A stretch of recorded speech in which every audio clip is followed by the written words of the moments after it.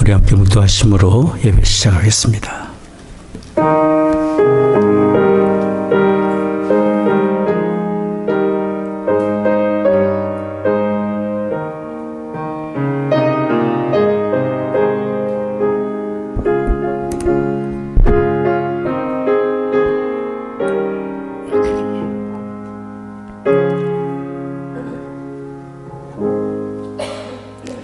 주께 힘을 얻고 그 마음의 시온에 데려가 있는 자는 복이 있나이다.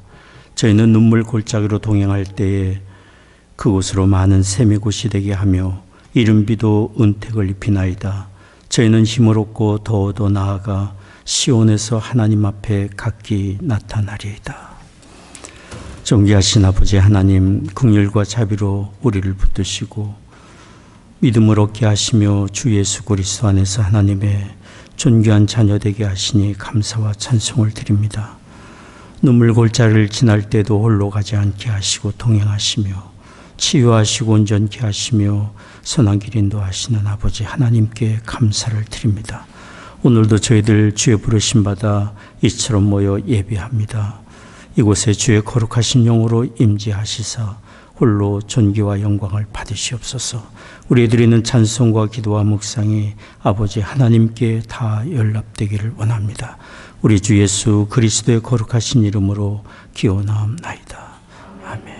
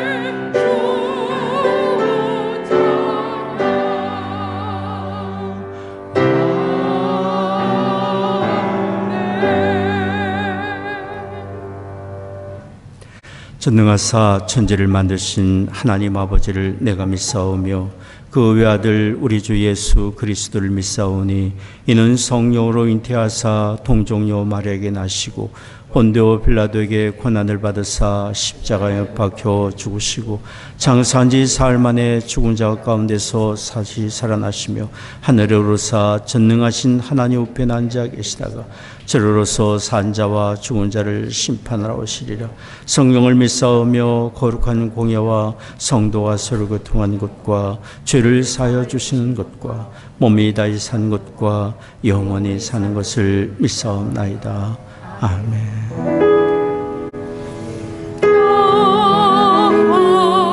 하나님의 평강이 당신의 삶에 넘쳐나기를. 평화 하나님의 평강이 당신의 삶에 가득하기를 축복합니다. 축복합니다.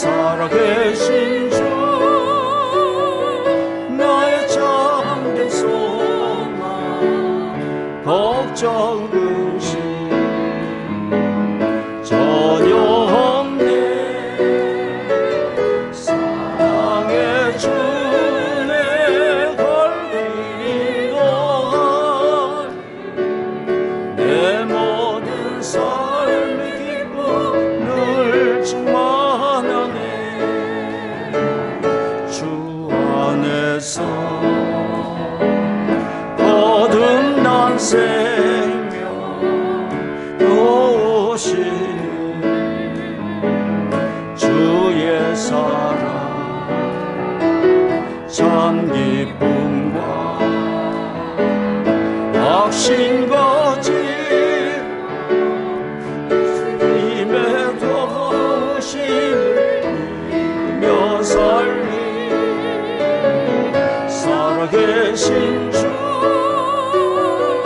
나의 참된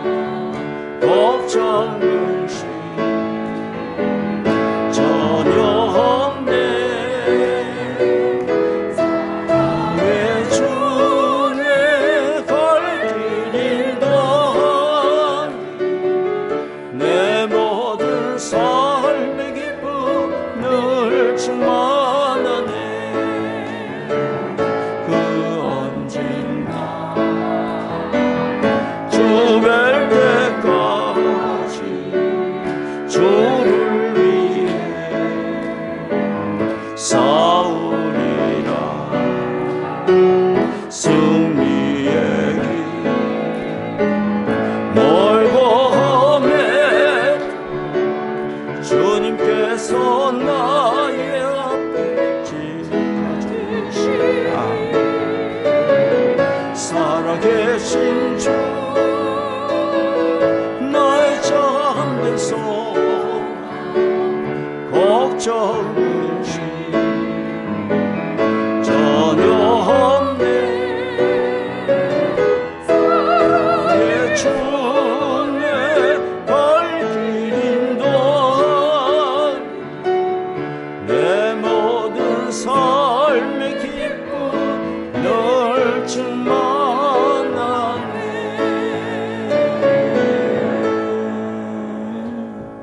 아멘. 교독문 6번 함께 교독하겠습니다. 여호와여, 주의 장막에 유할 자 누구 오며 정직하게 행하며 공의를 일삼으며 그 여로 참소치 아니하고 그 벗에게 행악지 아니하며 그 눈은 망령된 자를 멸시하며 그 마음에 선한 것은 해로울지라도 변치 아니하며 뇌물을 받고 무지한 자를 해치 아니하는 자니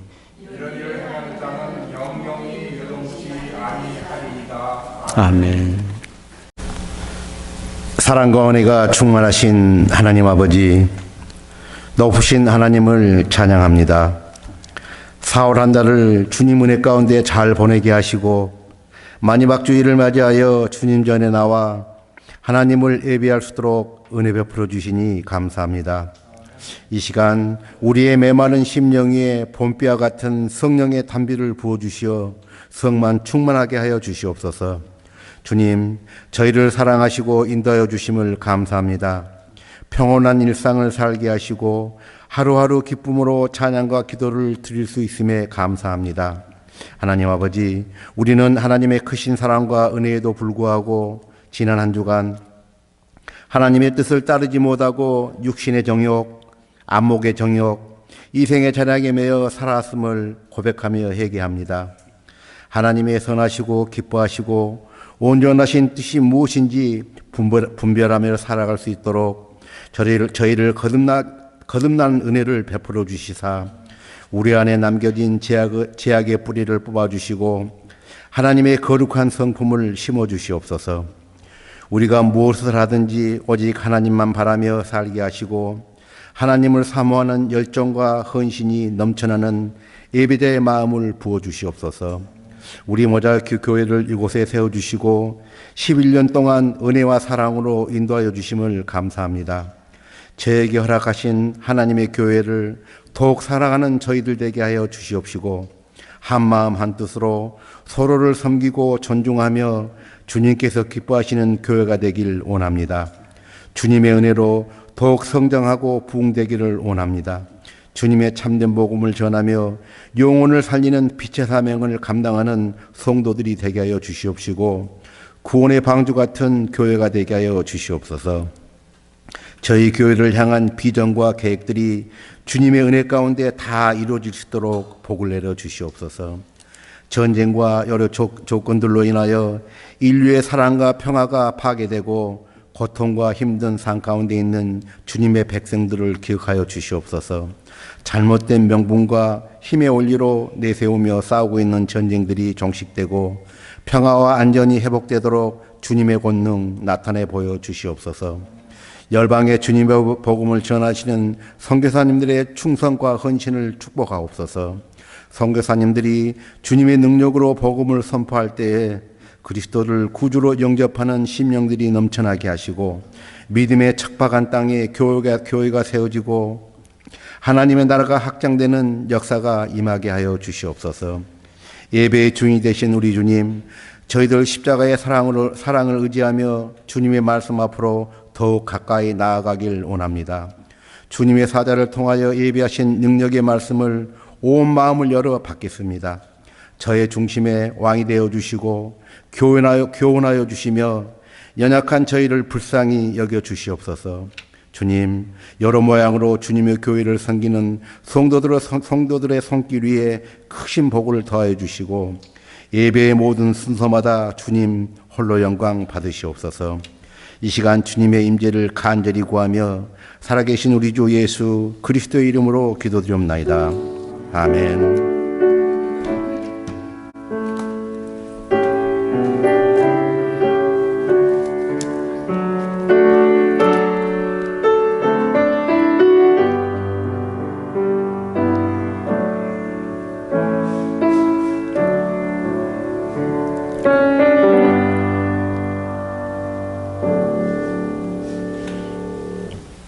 하나님께서 저희들에게 주신 오늘의 말씀은 오바댜 1장 1절로 3절입니다.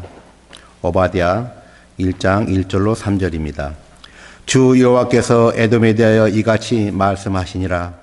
우리가 여호와께로 말미암아 소식을 들었나니 곧 사자가 열국 중에 보내심을 받고 이르기를 너희는 일어날지어다. 우리가 일어나서 그로 더불어 싸우자 하는 것이니라. 여호와께서 가라사대 내가 너를 열국 중에 미약하게 하였으므로 내가 크게 멸시를 받느니라. 바위틈에 거하며 높은 곳에 사는 자여 내가 중심에 이르기를 누가 능히 나를 땅에 끌어내리겠느냐 하니 너희 중심의 교만이 너를 속였도다. 아멘. 이렇게 모여 예배할 수 있도록 은혜 주신 하나님께 감사를 드립니다. 하나님이 우리를 만나주시고 또 은혜 주시리라 믿습니다. 우리 하장로님 읽어주신 오바댜서는 구약 성경 중에 단 한 장으로 되어 있는 성경책입니다.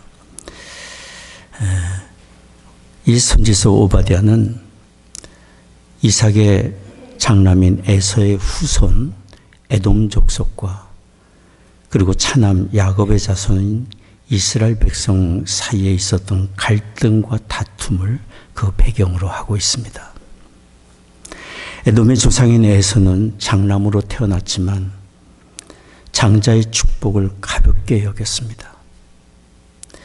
사냥으로 허기진 배를 채우기 위해 팥죽 한 그릇에 동생 야곱에게 장자권을 팔은 사람입니다. 에서는 그 뒤로 동생 야곱을 미워하고 몹시 증오했습니다. 창세기 27장 41절부터의 기록에 의하면 나이 많은 아버지가 세상을 떠날 때가 가까이 다가오자 기회를 찾아 동생을 죽이려고 작정했습니다. 혼자만의 생각이 아니라 그 푸념과 원망과 분노의 감정이 표출되어 어머니 리브가의 귀까지 들린 상황이었어요. 이런 사실을 알게 된 어머니 리브가가 야곱을 멀리 하란에 있는 야곱의 외삼촌 라반의 집에 보내고자 했습니다. 창세기 27장 41절에서 45절까지 제가 자막에 올렸습니다마는 읽지는 않겠습니다. 리브가는 나이 많아 눈이 어두워 잘 보지 못하는 남편 이삭에게 이런 형제간의 불화를 이야기하지 못했어요. 다만 야곱으로 하여금 가나안 땅에서보다는 친정집으로 보내서 그곳에서 아내를 만나 가정을 이루게 하는 것이 자기의 소원이라고 남편에게 이야기하고 설득해서 야곱을 하란으로 보냈습니다. 이렇게 야곱을 하란으로 보낼 때쯤에는 장남 에서가 우상을 섬기는 헷족 속의 여자를 아내로 맞이했고 이런 일로 이삭과 리브가가 몹시 근심하고 있을 때였습니다. 이삭은 아내 리브가의 제안을 쉽게 받아들였습니다. 그리고 이삭은 떠나는 아들 야곱에게 이렇게 축복해 주었습니다. 창세기 28장 3절 4절 말씀 보이시면 같이 읽겠습니다. 전능하신 하나님이 내게 복을 주어 너로 생육하고 번성케 하사 너로 여러 족속을 이루게 하시고 아브라함에게 허락하신 복을 내게 주시되 너와 함께 내 자손에게 주사 너로 하나님이 아브라함에게 주신 땅 곧 너의 우고하는 땅을 유업으로 받게 하시기를 원하노라. 이렇게 해서 에서와 야곱은 떨어져 각기 가정을 이루고 살았습니다. 에서는 자기 부모를 실망시키고 괴롭힐 의향으로 본처들 말고도 의도적으로 우상을 섬기는 여자들을 아내로 맞이해서 하나님을 떠나 살았습니다. 그러나 야곱은 부모의 가르침을 따라 부모의 신앙의 유산을 쫓아 하나님을 경외하며 살았습니다. 그리고 에서는 동생 야곱에 대한 미움과 증오심을 좀처럼 풀지 않았어요. 그런 에서의 증오심은 그의 후손들인 에돔 족속에게까지 계속되었습니다. 그래서 에돔은 동생 야곱의 후손인 이스라엘 백성을 항상 대적했고, 유다 백성이 바벨론의 침략을 받을 때 앞장서서 바벨론을 도왔습니다. 도망치는 유다 백성을 잡아 적국에게 넘겨주거나 죽이기까지 했어요. 이런 형제 간의 불화와 다툼은 지금도 일어날 수 있는 일이고, 그리고 우리 안에는 에서의 질투심, 증오심의 그런 마음도 있고 야곱의 하나님을 경외하는 마음도 동시에 있을 수 있습니다. 두 마음이 우리 안에 있을 수 있습니다. 그래서 우리는 선지자 오바댜를 통해 에서의 후손인 에돔과 이스라엘 백성에게 하시는 이 하나님의 말씀을 우리에게 하시는 하나님의 말씀으로 들을 수 있어야 합니다. 첫째, 오늘 우리가 주목해 드려야 될 말씀은 하나님이 에돔의 어리석은 교만을 지적하여 하시는 말씀이에요. 저는 교만을 어리석은 교만이라고 표현하고 싶습니다. 에돔의 어리석은 교만을 지적하시는 하나님의 말씀을 우리는 오늘 성경을 통해 들어야 합니다. 오바댜 1장 3절 말씀 하장님 읽어주셨지만 다시 한번 같이 읽겠습니다. 바위 틈에 거하며 높은 곳에 사는 자여, 내가 중심에 이르기를 누가 능히 나를 땅에 끌어내리겠느냐 하니 너의 중심의 교만이 너를 속였도다. 하나님은 에돔 사람들의 증오심과 그 모든 악함을 양산해내는 근본적인 죄악이 무엇인지를 지적했어요. 그것은 바로 교만인 것을 지적하셨어요. 너의 중심의 교만이 너를 속였도다. 그들은 자기 형제 나라 이스라엘에게 오랜 세월 끊임없이 악을 행하면서도 하나님을 두려워하지 않았어요. 하나님은 이런 에돔을 바위 틈에 거하며 높은 곳에 사는 자유라고 말씀하셨어요. 에서가 부모와 하나님을 등지고 정착한 중심 거주지가 사해 남동쪽에 우뚝 솟은 세일산이라는 곳입니다. 세일산. 이곳은 지세가 가파르고 험난해서 천연 동굴들이 많이 있었습니다. 특히 에돔의 수도인 페트라는 그 입구가 좁고 안방골짜기로 되어 있어서 그 길이가 3km에 달았고 1마일 정도로 험난한 바위를 타고 올라가야 성읍에 도달할 수 있었습니다. 그들은 이렇게 독수리의 보금자리처럼 높은 곳에 거하며 아무도 어느 나라도 자신들을 침략할 수 없다는 자만심에 빠져 있었어요. 그리고 자신들이 그런 지형을 이용해서 주변 나라들을 침략하고 약탈하는 일을 일삼았어요. 거기에는 이스라엘도 포함되어 있었던 거예요. 에돔이 이렇게 아무도 자신들을 침략하지 못하리라고 여기고 교만에 빠져 악을 행하고 있을 때 하나님이 선지자 오바댜를 통해 말씀하신 거예요. 오바댜 1장 3절 마지막 말씀입니다. 너의 중심의 교만이 너를 속였도다. 그들의 교만이 그들의 눈을 가리고 그들의 귀를 막고 어리석음에 빠지고 멸망의 길을 가게 하고 있음을 하나님이 지적해 주신 말씀이에요. 그리고 하나님은 그들의 패망의 정도가 어느 정도인지를 말씀하셨어요. 오늘 읽진 않았습니다만 1장 4절에서 9절까지 내용입니다. 정리하면 이렇습니다. 아무리 그들이 독수리처럼 높이 오르고 별사에 거할지라도 하나님이 그들을 끌어내리실 것이라고 얘기했어요. 4절의 말씀이에요.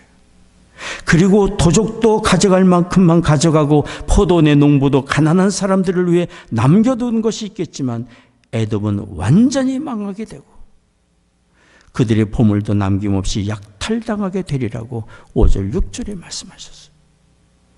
그리고 에돔의 동맹국들과 에돔에게 도움을 받던 나라들까지 배신하여 에돔의 멸망을 부추기게 될 것이지만 에돔에게는 지혜가 없어 그저 망하는 길로 가게 될 것이라고 7절에 말씀하셨어요.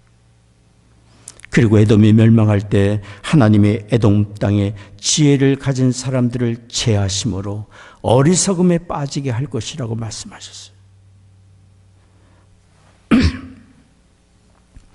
이것은 에돔 사람들이 아무리 지혜와 힘을 모아 대적과 맞서 싸우며 난관을 극복하려고 하지만 그들의 생각과 판단과 전략은 모두 어리석어 아무 소용이 없게 될 것을 말씀하신 거예요. 하나님이 그들에게서 지혜를 거두르고 그들의 전략을 어리석게 하고 그들의 길을 열어주지 않으시니 사람의 노력과 애씀과 수고가 아무 소용이 없게 되는 것입니다. 그리고 이런 에돔의 멸망으로 모든 백성이 놀라게 될 것이라고 9절에 말씀했는데요.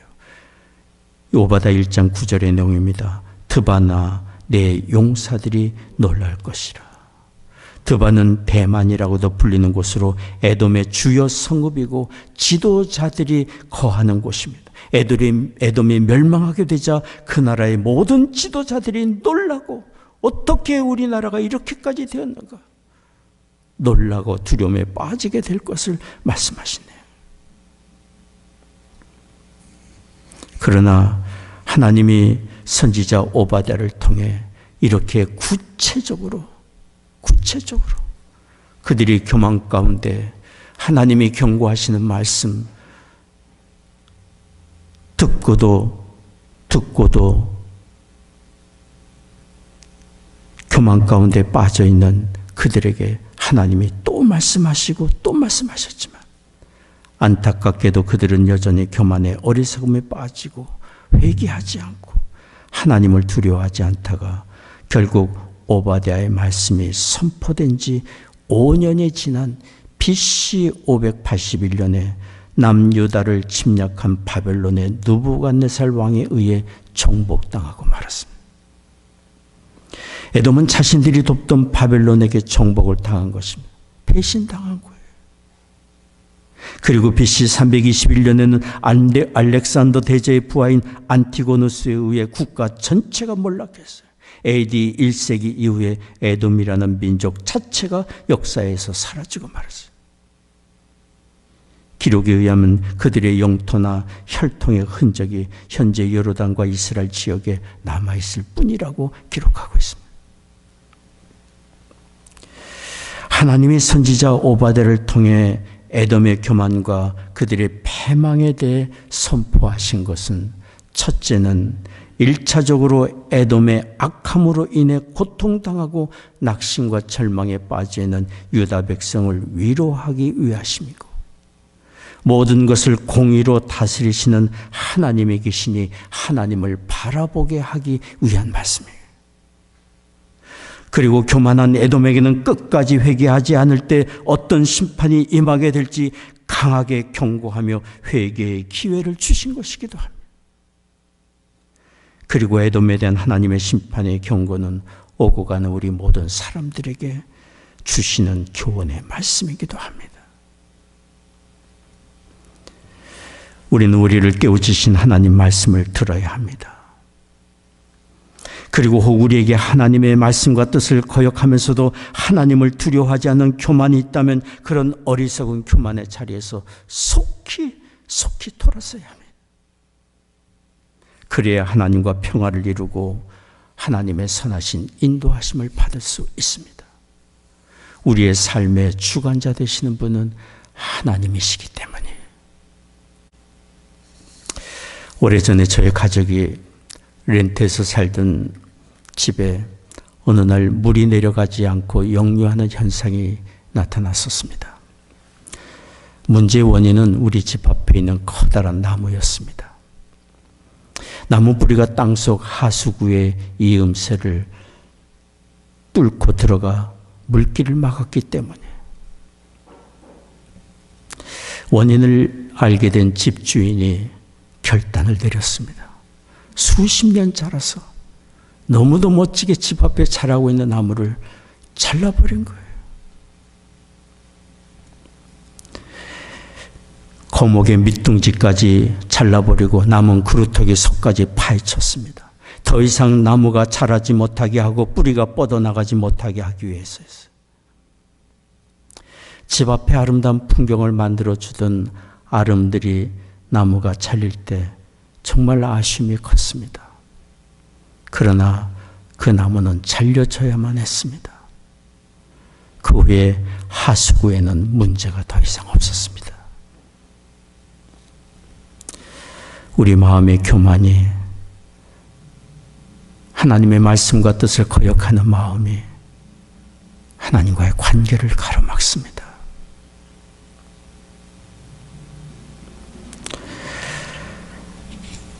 하나님을 두려워하지 않는 마음이 우리로 하여금 어리석게 하고 불행의 길을 가게 만듭니다. 그러므로 우리는 마음의 교만을 적극적으로 다스려야 합니다. 뿌리가 더 이상 자라지 못하도록 나무를 잘라버리고 그루터기 속까지 파헤치듯이 적극적으로 우리 안에는 거역의 마음 교만을 다스려야 합니다. 잠언 8장 13절에 말씀합니다. 같이 읽겠습니다. 여호와를 경외하는 것은 악을 미워하는 것이라. 나는 교만과 거만과 악한 행실과 패역한 일을 미워하느니라. 야고보 4장 6절 말씀입니다. 하나님이 교만한 자를 물리치시고, 하나님이 미워하시는 것을 우리도 미워해야 합니다. 그것이 하나님과 동행하는 길이고 하나님과의 관계를 회복하는 길이고 하나님과 평화를 이루는 길이에요. 우리를 사랑하시고 긍휼과 자비로 붙드시는 하나님의 선하신 인도하심을 받는 길입니다. 오늘 우리는 오바댜 선지자를 통해 하시는 이 말씀을 두려운 마음으로 진지하게 들어야 합니다. 교만한 자를 하나님이 물리치십니다. 둘째로 오늘 우리가 선지자 오바댜를 통해 하시는 말씀을 들어야 할 것이 있습니다. 그것은 하나님이 기뻐하시는 자가 누구인지, 하나님이 겸손한 자를 가까이 하시고 은혜 주신다는 말씀이에요. 하나님이 멸망의 길을 가던 에돔에게 바라신 것은 너무도 분명합니다. 하나님을 두려워하지 않고 거역하는 교만의 자리에서 돌이켜 겸손히 자기의 허물과 죄악을 회개하고 하나님께 굴복하는 것이었어요. 그럴 때 그들이 멸망의 길 가지 않고 하나님께 복을 받는 존귀한 나라가 될 수 있었습니다. 하나님이 겸손한 사람에게 가까이 하시고 높이시고 존귀케 하시기 때문에 성경이 말합니다. 잠언 11장 2절 말씀 같이 읽겠습니다. 교만이 오면 욕도 오거니와 겸손한 자에게는 지혜가 있느니라. 잠언 18장 12절입니다. 사람의 마음의 교만은 멸망의 선본이요 겸손은 존귀의 앞잡이니라. 야고보 4장 6절 7절 말씀입니다. 하나님이 교만한 자를 물리치시고 겸손한 자에게 은혜를 주신다 하였느니라. 그런즉 너희는 하나님께 굴복할지어다. 마귀를 대적하라. 그리하면 너희를 피하리라. 마귀를 왜 대적합니까? 마귀는 거짓의 압이고 교만의 앞잡이고 우리 마음에 교만의 마음을 부추기고 거역의 마음을 부추기는 존재. 그런 미혹의 소리를, 미혹의 감정을 대적할 때 우리는 하나님의 뜻을 쫓아 겸손의 자리로 나아갈 수 있습니다. 겸손한 사람이 하나님의 뜻을 아는 참된 지혜를 얻고 하나님이 주시는 풍성한 은혜를 받아 누리며 존귀한 삶을 살게 됩니다. 하나님이 우리를 이끄시고 인도하시고자 하시는 바로 존귀한 삶은 이런 겸손한 삶이에요. 하나님이 찾으시는 겸손은 무엇보다 먼저 우리의 허물과 죄를 인정하고 회개하는 것입니다. 주의 성령이 우리의 심령을 밝혀주시고 주의 말씀이 우리를 깨우쳐 주실 때 지체하지 말고 하나님 앞에 겸손히 무릎을 꿇고 제가 이런 사람입니다. 하나님. 겸손히 굴복하고 회개하는 것이 하나님이 찾으시는 겸손한 사람의 마음이에요. 회개하지 않는 죄의 담이 하나님과 우리 사이를 가로막습니다. 그러나 겸손히 우리의 허물을 회개하고 하나님 앞에 무릎을 꿇을 때 긍휼과 자비에 풍성하신 하나님이 우리를 받아주시고 우리의 허물을 깨끗게 하시고 새로운 삶을 살게 하십니다. 요한일서 1장 8절 9절 말씀 같이 읽겠습니다. 만일 우리가 죄 없다 하면 스스로 속이고 또 진리가 우리 속에 있지 아니할 것이요 만일 우리가 우리 죄를 자백하면 저는 미쁘시고 의로우사 우리 죄를 사하시며 모든 불의에서 우리를 깨끗게 하실 것이요. 하나님의 약속입니다. 나는 잘못한 것이 없어 교만과 거역 가운데 빠지는 것은 스스로 속이는 것임을 여기 이야기하고 있습니다. 그러나 겸손히 회개하는 사람을 하나님이 기뻐하시고 깨끗게 하신다고 약속하고 계십니다. 성경에 다윗이 범죄한 후에 자신이 회개하기 전에 얼마나 괴로웠는지, 그리고 그가 겸손히 무릎을 꿇어 자기의 허물과 죄를 회개한 후에 하나님의 주신 은혜가 얼마나 컸는지를 성경에 기록하고 있습니다. 시편 31편 3절에서 7절까지 말씀 같이 읽겠습니다. 내가 토설치 아니할 때에 종일 신음함으로 내 뼈가 쇠하였도다. 주의 손이 주야로 나를 누르시오니 내 진액이 화하여 여름 가물에 마무른 같이 되었나이다. 내가 이르기를 내 허물을 여호와께 자복하리라 하고 주께 내 죄를 아뢰고 내 죄악을 숨기지 아니하였더니 곧 주께서 내 죄악을 사하셨나이다. 이로 인하여 무릇 경건한 자는 주를 만날 꾀를 타서 주께 기도할지라. 진실로 홍수가 범람할지라도 저에게 미치지 못하리이다. 주는 나의 은신처이오니 환난에서 나를 보호하시고 구원의 노래로 나를 애우시리이다.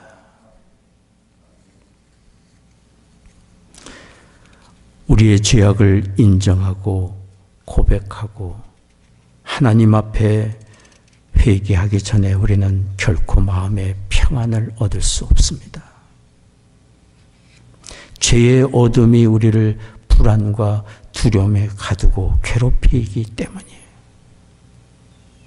그러므로 우리는 하나님의 말씀과 성령이 우리의 허물과 죄악을 깨우쳐 주시고 하나님이 가까이 하시고 하나님을 만날 기회를 주실 때에, 말씀이 들릴 때에, 주의 성령이 우리의 심령을 깨우쳐 주실 때 지체치 말고 겸손히 회개에 무릎을 꿇어야 합니다. 겸손히 회개한 우리를 하나님이 가까이 하시고 긍휼과 자비의 품에 안으시고 깨끗게 하시고 새로운 삶의 길로 인도해 주십니다. 그리고 우리는 회개함으로 하나님과 평화를 이룬 후에도 하나님과의 친밀한 교제를 이루고 하나님의 은혜 안에 살기 위해 날마다 하나님의 긍휼과 자비를 구하는 겸손이 필요합니다. 우리가 하나님의 말씀과 그 뜻대로 산다고 하지만 우리는 남 모르는 부끄러움이 우리에게 있을 수 있습니다. 우리가 남보다 더 선하다 하지만 여전히 허물이 우리에게 있을 수 있고, 최선을 다해 산다고 하지만 여전히 부족함이 우리에게 있을 수 있습니다. 그러니 우리에게 필요한 것은 언제든지 하나님의 긍휼과 자비를 구하는 것입니다.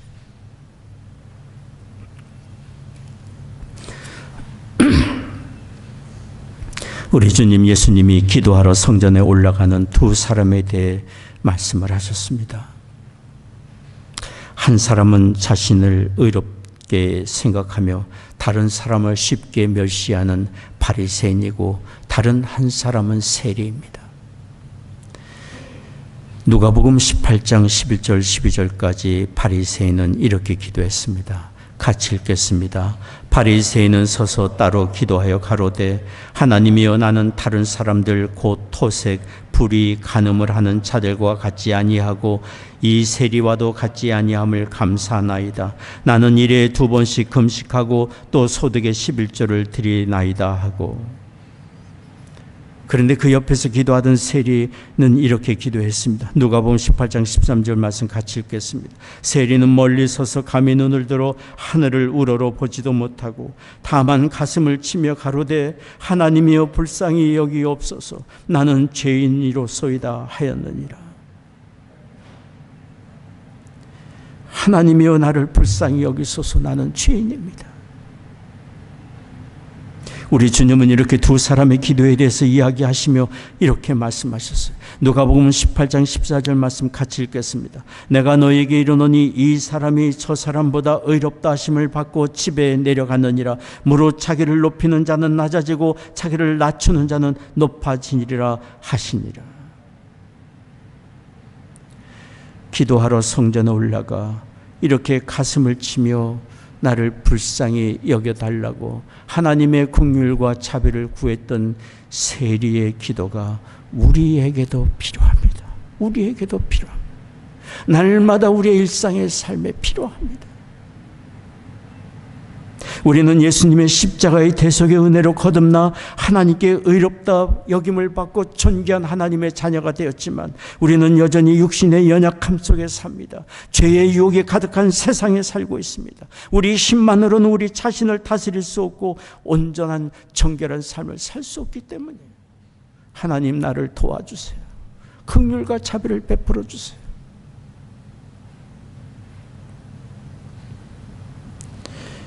우리에게 이처럼 우리는 이렇게 세리처럼 겸손히 하나님께 긍휼과 자비를 구하며 우리를 존귀한 하나님의 자녀 삼아주신 하나님의 거룩하심을 본받아 살고자 하는 거룩한 열망을 구하고 그 열망을 쫓아 살아가야 합니다.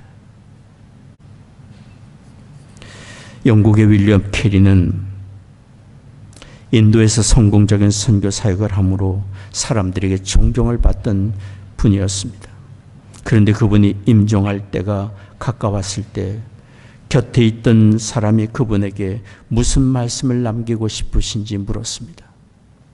그러자 윌리엄 캐리가 이렇게 말했습니다. 오 하나님,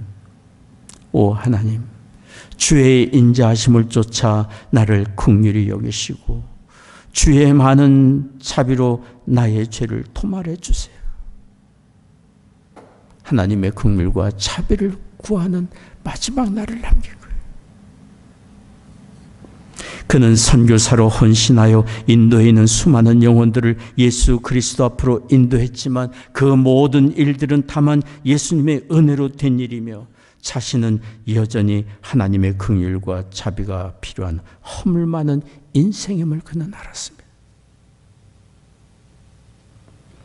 그렇게 겸손한 마음으로 살았던 윌리엄 캐리는 생애의 마지막 순간에 하나님의 긍휼과 자비의 손에 자신을 의탁한 것입니다. 윌리엄 캐리의 묘비에는 그분이 부탁한 대로 이렇게 쓰여졌습니다. 윌리엄 캐리 1761년생 죄 많고 약하고 능력 없는 벌레와 같은 나는 하나님의 긍휼하시고 거룩하신 손에 기대어 잠드나이다.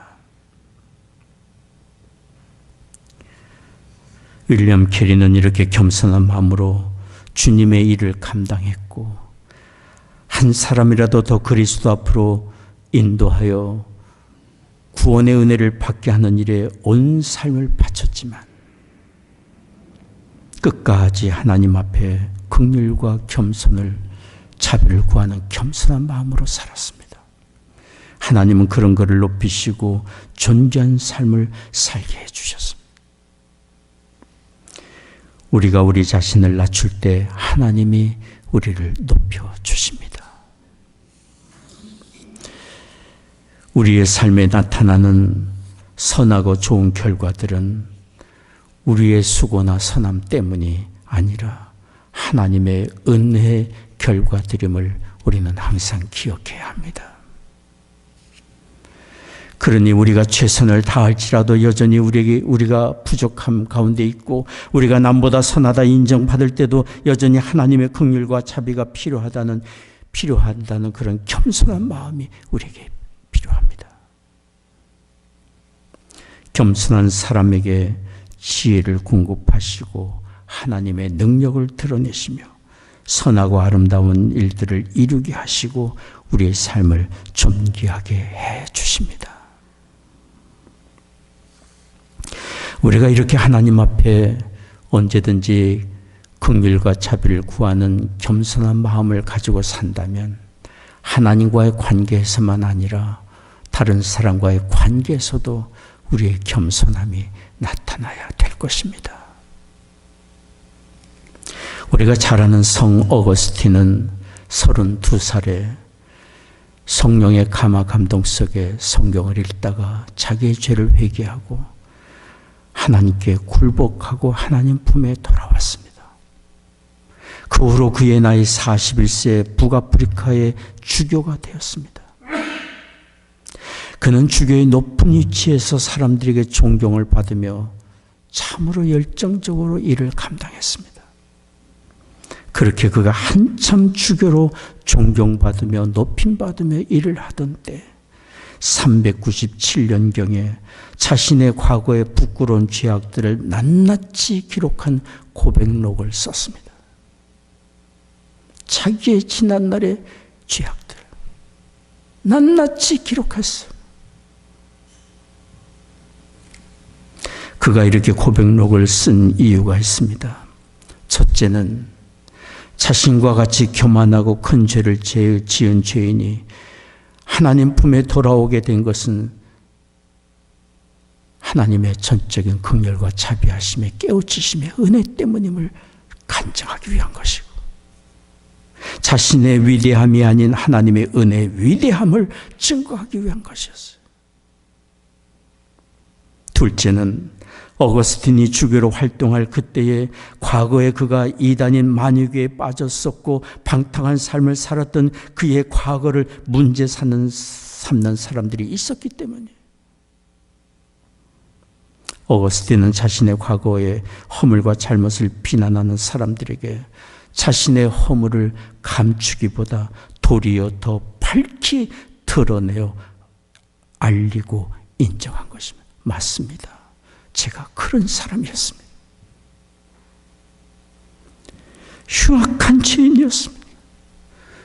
하나님의 은혜가 아니면 저는 멸망의 길로 갈 수밖에 없는 사람이었습니다.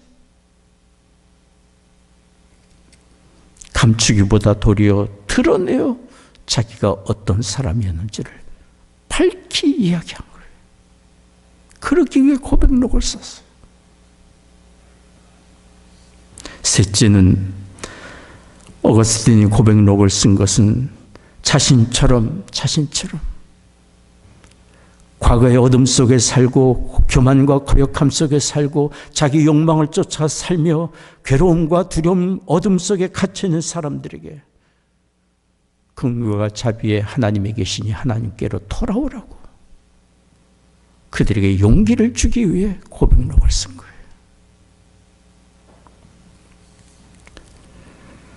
어거스틴이 이처럼 자신의 과거의 허물을 낱낱이 드러내어 고백한 일로 인해서 그를 비난하던 사람, 과거의 일을 문제로 삼으려고 했던 사람들의 목소리는 잠잠해지게 되었고, 죄로 수치와 두려움 가운데 있는 사람들이 나 같은 사람도 하나님이 받아주실다, 나 같은 사람도 하나님이 부르신다, 용기를 가지고 믿음을 가지고 하나님께 돌아오는 역사들이 나타났습니다. 그리고 어거스틴은 사람들에게 더욱 존귀 여김을 받게 되었어요. 자신의 허물을 인정하고 과거의 잘못을 인정함으로 더욱 존귀 여김을 받게 되었어요. 우리는 살면서 어거스틴처럼 책으로 고백록을 쓰지 않더라도 가정과 일터와 이웃관계에서 겸손히 우리의 잘못을 인정하고 용서를 구할 줄 아는 우리가 되어야 합니다. 하나님 앞에 긍휼과 자비를 구하며 사는 사람이라면, 하나님 보시기에 겸손한 삶을 살고자 하는 그런 사람을 살기를 원한다면, 내 잘못입니다, 내가 잘못했습니다, 용서해 주세요, 말할 수 있는 우리가 되어야 합니다. 어느 가정의 아내가 이렇게 말했습니다. 남편이 자기의 잘못을 인정하고 사과할 때 남편이 더욱 존경스럽게 보인다고요. 우리가 겸손히 우리의 허물과 잘못을 인정할 때 하나님이 우리를 더욱 귀히 여기시고 높여주십니다. 그리고 우리는 겸손히 하나님께 긍휼과 자비를 구하는 사람으로서 해야 될 일이 있습니다. 그것은 다른 사람에게 긍휼과 자비를 베푸는 삶을 사는 것입니다. 겸손은 우리 자신을 낮추고 다른 사람을 높이며 귀히 여기는 것입니다. 우리는 하나님의 크신 긍휼과 자비의 은혜를 받은 사람으로서 다른 사람을 이처럼 긍휼히 여기고 돌보는 삶을 살아야 할 사람들이에요. 만약 야곱의 형 에서가 동생에 대한 증오심과 부모님과 하나님께 대한 거역의 마음과 교만을 버리고 겸손할 수 있었다면 그런 증오심의 뿌리가 그의 후손인 에돔에게까지 이어지지 않았을 거예요. 그리고 여기 에서의 후손인 에돔이 그들의 교만과 악한 행실에 대해 책망하시는 하나님의 말씀을 겸손히 듣고 회개의 무릎을 꿇었다면 그들은 형제 나라에 대한 악의를 버리고 긍휼의 마음으로 고난당하는 형제 나라를 돌보았다면 그들은 멸망의 길을 가지 않았을 것이고 형제의 나라를 돌보는 존귀한 나라가 되었을 거예요.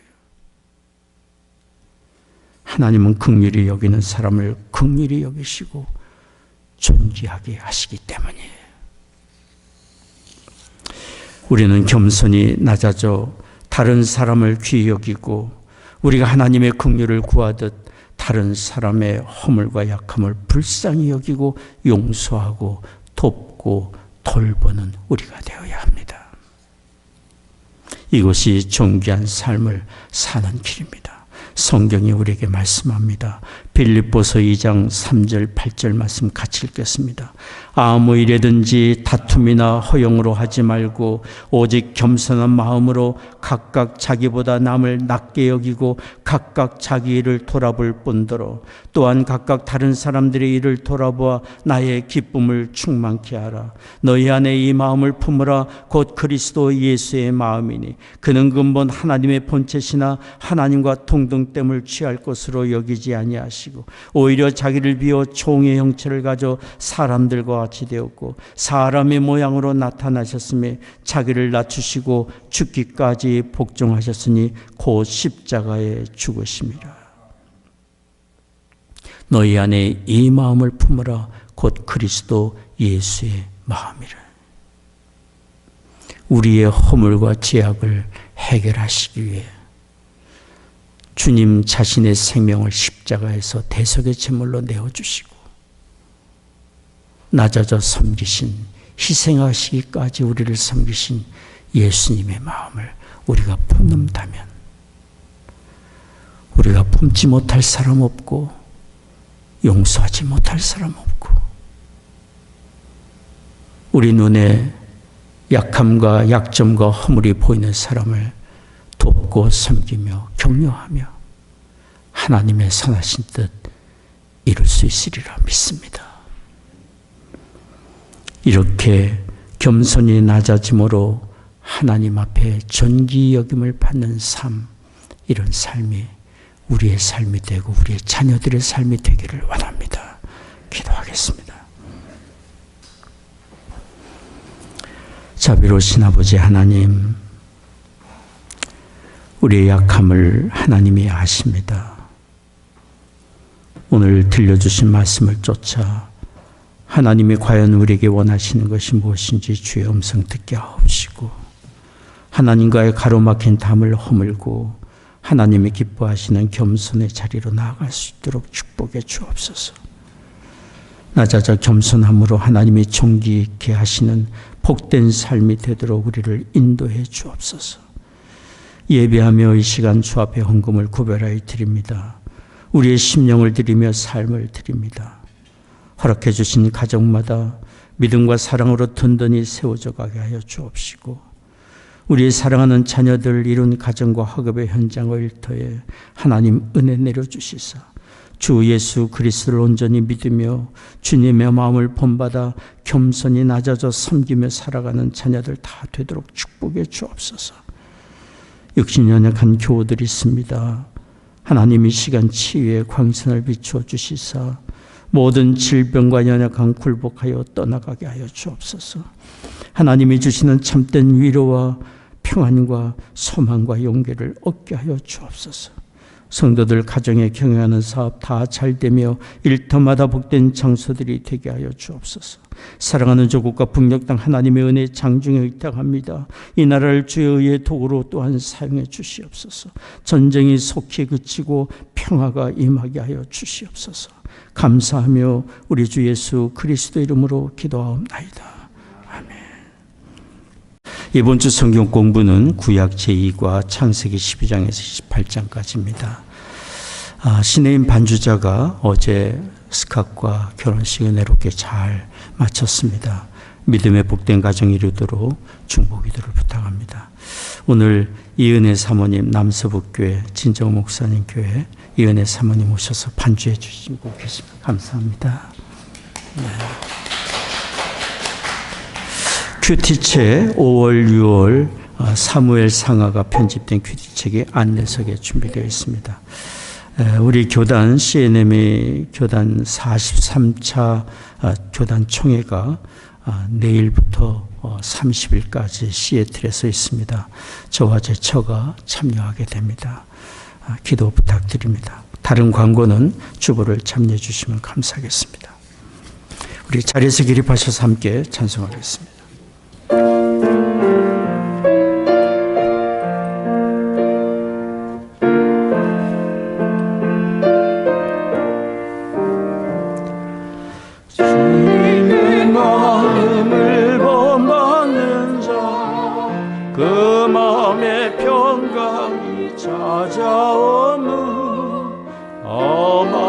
세상을 이기리 하늘로부터 희망이로다. 주님의 마음 본받아 살면서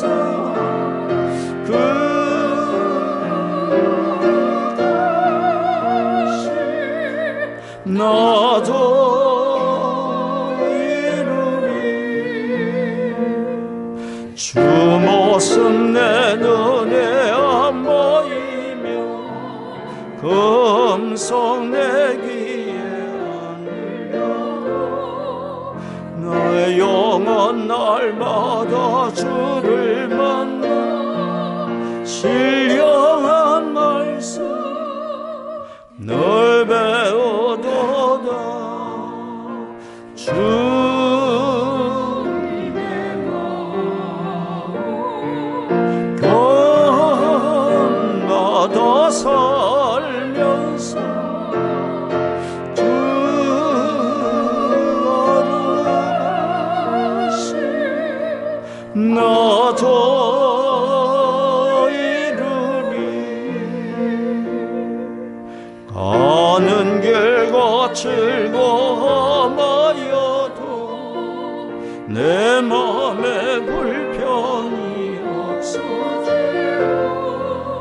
십자가 고난을 이겨내신 주님의 마음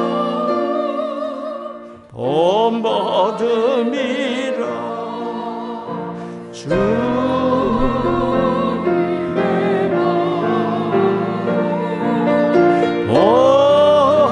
본받아 살면서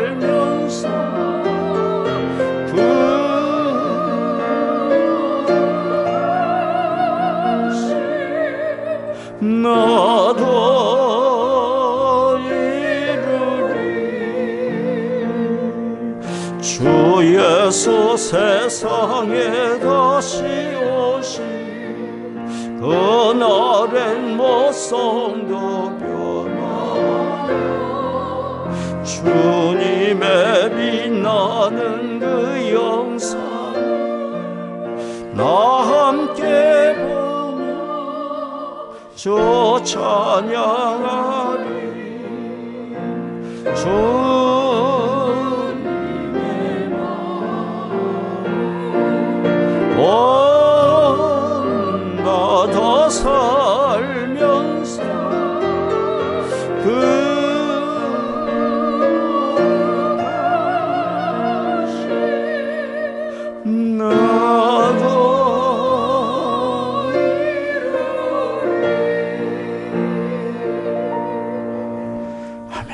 기도하겠습니다.